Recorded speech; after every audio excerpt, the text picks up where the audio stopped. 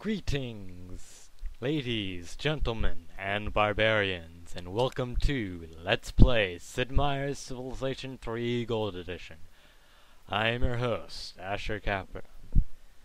Although, that's not, the best name in the world for me to pick, but who cares? You're here to watch a Civilization 3 Let's Play, aren't you? If you're not, well, you can kindly leave now.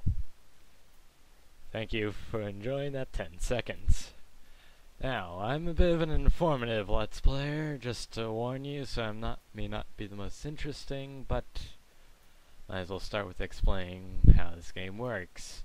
Choose your world. You can change from world size to something very tiny to something very huge. Let's go with standard, just for the heck of it. You have 9 different continental mass, Pangea, continents, and archipelagos. Let's go with the largest Pangea we can. Barbarians, let's leave on roaming. That's probably the best we can. Temperature, we can have it, the climate, the air normal wet, the temperature be warm, temperate, or cool, and the age be 3 billion, 4 billion, or 5 billion. Let's go with 5 billion. We'll keep it temperate, and why not normal?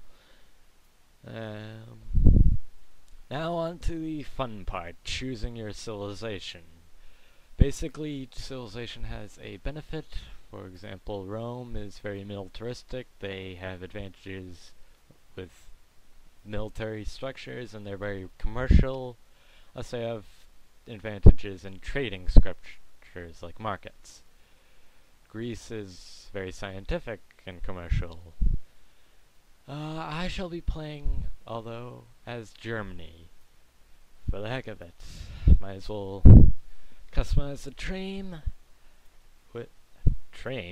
tribe even, with the title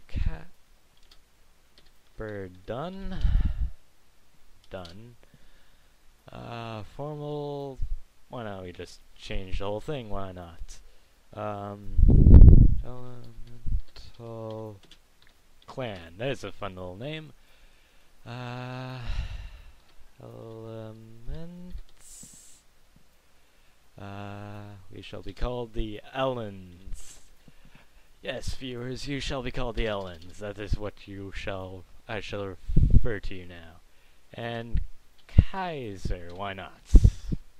Well, actually, on. Don't ask. Don't tell. I am most definitely a male, just in case any of you were wondering. So, militaristic and scientific, basically advantages with military units and scientific advances. So I start the game with bronze working and warrior code, and I can build panzers instead of tanks, because that's a very big known German weapon, I guess you could call. Game limits and settings. Well, let me explain something. There are 5 ways to win if you didn't know. If you have the game you probably know, but if you just got the game and you're like, hey, let's watch a Let's Play, here's your explanation. There's Domination Victory, which is essentially covering most of the map and with population and land area. There's Space Race, which is essentially a technological victory, which basically you have to advance in technologies, build a spaceship, and go to the mythic Alpha Centauri. There's a diplomatic victory, which I'll be turning off. Normally you could build the United Nations and get a vote, and you win that way. It's not very fun. There's Conquest, basically conquer everybody else. There's Cultural, have 3 cities, I believe, be of like the highest culture rating. I think that's how it works in this game. That's how it worked in 4, but I don't quite recall if it works the same way in this game, off the top of my head. There are different things like Regicide, Mass Regicide, Victory Point locations, Capture the Princess, all these different things. I'll be playing on Chieftain with difficulty level, and with none of these other things other than diplomacy. No, I'm not gonna have diplomatic. Random rivals, that's always the way to go. Easiest difficulty, let's start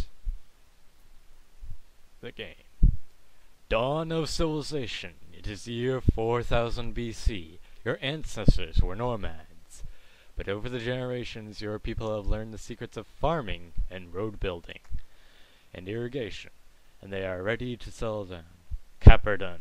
Your people are militaristic and scientific, and have recently mastered warrior code and bronze working. The people have vested absolute power in you, trusting that you can build a civilization to stand the test of time. Well, actually, might as well pause for a moment before we start and go directly over what you can have with advantages. Commercial. Center city squares of all cities and metros produce extra commerce and less corruption is experienced. Expansionist civilization starts the game with a scout and can build more lair, and passive minor barbarians are friendlier. Industrious. Workers complete tasks faster, and the center city squares of all cities produce extra shields than cities and metros. Militaristic. It's easier to build military improvements. Barracks, for example, and combat experience is gained more quickly. Religious. Religious civilizations do not experience periods of anarchies during revolutions, and religious city improvements, temples for instance, are easier to build. Scientific cities are more improvements like research labs are easier to build, and the civilization release a free civilization advance at the start of every era. That's a very good one.